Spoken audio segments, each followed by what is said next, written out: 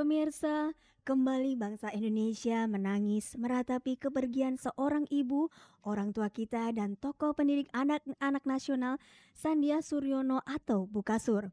Sekitar pukul 4 sore Selasa kemarin, Bukasur yang terbaring lemah di Rumah Sakit Cikini, Jakarta untuk menjalani perawatan penyakit gula dan darah tinggi yang menderanya sejak 2 tahun silam akhirnya menutup mata untuk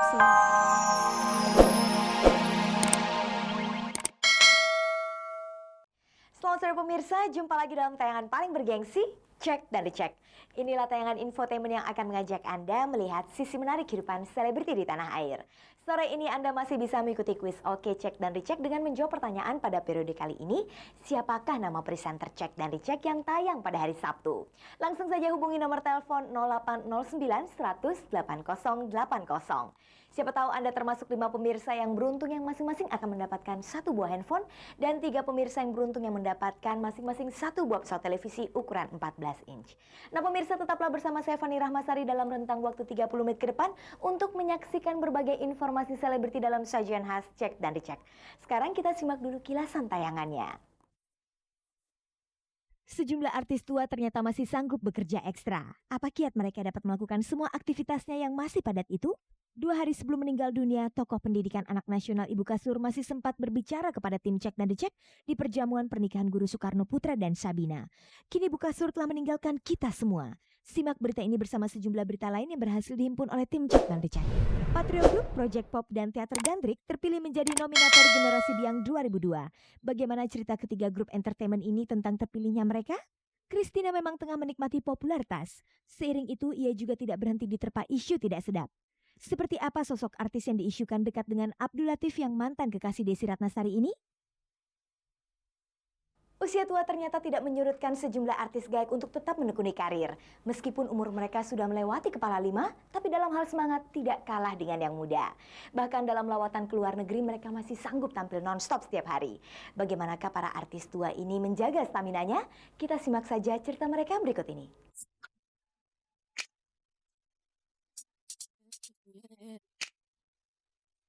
I wanna thank you for giving me time to breathe. I can rock you waiting so patiently while I got it together.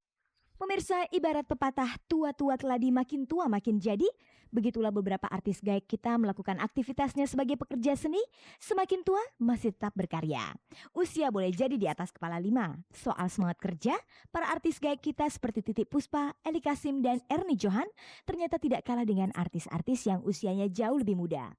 Bahkan dalam setiap lawatan ke luar negeri membawa misi kesenian atau sekedar diminta bernyanyi, para artis yang rata-rata memang sudah memiliki cucu ini ternyata sanggup tampil non-stop tanpa lelah. Lantas bagaimana mereka menjaga stamina? Kalau Indonesia ada 5 Pancasila, di saya ada panca usaha. 1 urusan makan, urusan tidur, urusan bekerja, urusan istirahat, tapi di sini urusan olahraga. Jadi itu saya manage benar-benar bagaimana supaya saya makan. Jangan melebihin tapi jangan kekurangan. Keikhlasan kita lahir batin juga menolong untuk tetap tetap bisa seger gitu. Jadi tidak ada rasa negative thinking itu nggak ada. Tidurnya cukup, makannya 4 sehat boleh, nggak nyampe sempurna nggak apa-apa. Pokoknya kekurangan itu justru dengan vitamin-vitamin tambahan health food itu. Saya sudah mulai pakai satu merek dari Amerika kebetulannya itu emang hormonal. Jadi yang diberikan jadi disemprot di bawah lidah gitu. Jadi kita mesti gitu, baru semprot malam mau tidur dan pagi waktu bangun gitu. Dan itu paling nggak mesti 6 bulan dulu, jadi 6 botol. Setelah itu boleh bebas, artinya untuk maintenance aja gitu. Tapi saya merasakan dengan saya pakai itu tuh stamina saya lebih kuat. Untuk dapat terus beraktivitas, apakah mereka mempunyai semacam pantangan? Ada pantangan, ada racun.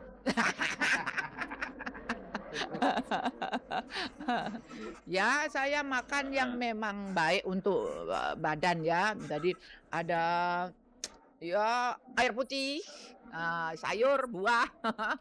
Di kulkas saya tuh isinya cuma sayur sama buah. Nggak ada tuh dietnya, nggak. Makanya badannya tambah lama tambah lebar.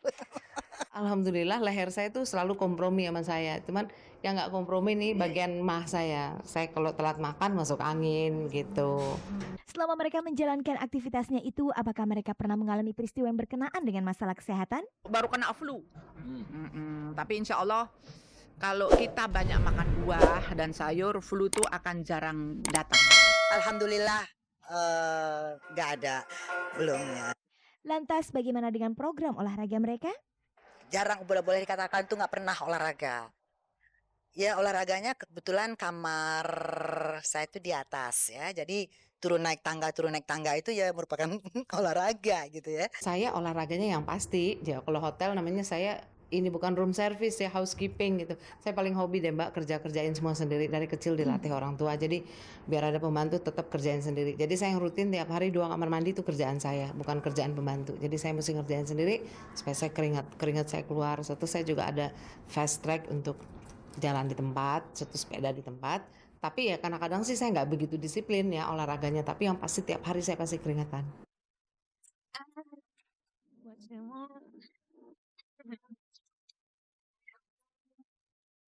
Pemirsa, berikut ini kita simak berita duka yang telah dihimpun oleh tim Cek dan Dicek. Pemirsa, kembali bangsa Indonesia menangis meratapi kepergian seorang ibu, orang tua kita dan tokoh pendidik anak-anak nasional Sandia Suryono atau Bu Kasur. Sekitar pukul 4 sore Selasa kemarin, Bu Kasur yang terbaring lemah di Rumah Sakit Cikini, Jakarta untuk menjalani perawatan penyakit gula dan darah tinggi yang menderanya sejak 2 tahun silam, akhirnya menutup mata untuk selama-lamanya menghadap sang Khalik di usia 78 tahun. Kepergian almarhumah yang begitu memperhatikan sekali pendidikan anak-anak di tanah air tentunya banyak menyisakan kenangan. Senyum, tawa, dan kesantunan berbicara Bu Kasur sebelum meninggalkan kita semua memang sempat terpancar 2 hari sebelumnya ketika almarhumah hadir di acara perjamuan pernikahan Guru Soekarno Putra dan Sabina. Seperti sebuah firasat, Bu Kasur yang saat itu terduduk di atas kursi rodanya berbicara kepada Cek dan Dicek tentang seputar kondisi kesehatannya. Berikut petikan wawancaranya. Saya ada darah tinggi, saya ada diabetes, tapi ini kakinya nih mungkin asam urat ya itunya apanya nih, lutut. Gemetaran gitu Bu? Bukan gemetar, nggak sakit kalau buat itu berdiri jalan. Jadi kalau sholat ya duduk di kursi aja deh. Saya masih di ngurusin anak-anak, kalau ngajar langsung enggak, tapi ya sekali-sekali sama anak-anak. Kalau ada pertemuan anak, seminar, saya ikut. Itulah wawancara terakhir almarhumah kepada tim Cek dan Dicek. Kepergian pencipta lagu anak-anak ini memang cukup mengejutkan. Tetapi begitulah kehendak Tuhan. Siapapun tak ada yang dapat menduganya. Keluarga, kerabat, sahabat, orang tua murid, para anak didik almarhumah merasa sangat kehilangan. Saya menganggap Ibu Kasur itu bukan hanya sebagai ibu saya, tapi saya menganggap sebagai guru saya. Saya juga menganggap sebagai kawan saya karena saya bisa berkomunikasi, tanya apa saja.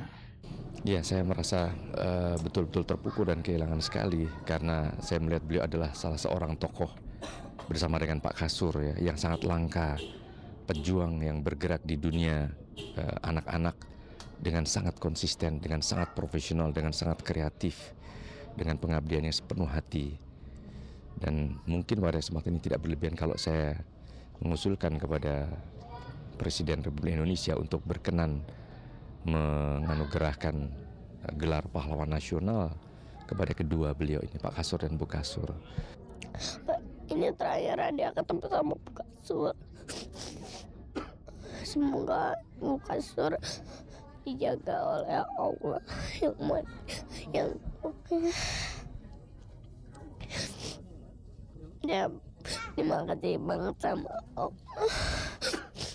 Kita harus berpedoman pada hidupnya ini. Apa yang kita berpedoman ini? Masalah konsekuen dan konsisten di dalam memutuskan jalan hidup itu pada pendidikan. Dan itu tidak berhenti ketika usia sudah lewat 70, tapi terus pada usia yang lewat 75 sudah sampai 76 sekarang ini. dedikasi tentang anak-anak ini, pendidikan pada anak-anak inilah yang saya kagumi. Ya, begitu berjalan sudah dengan tongkat, tapi tetap hadir apabila yang diundang itu ada anak-anak dan masih bernyanyi di atas panggung.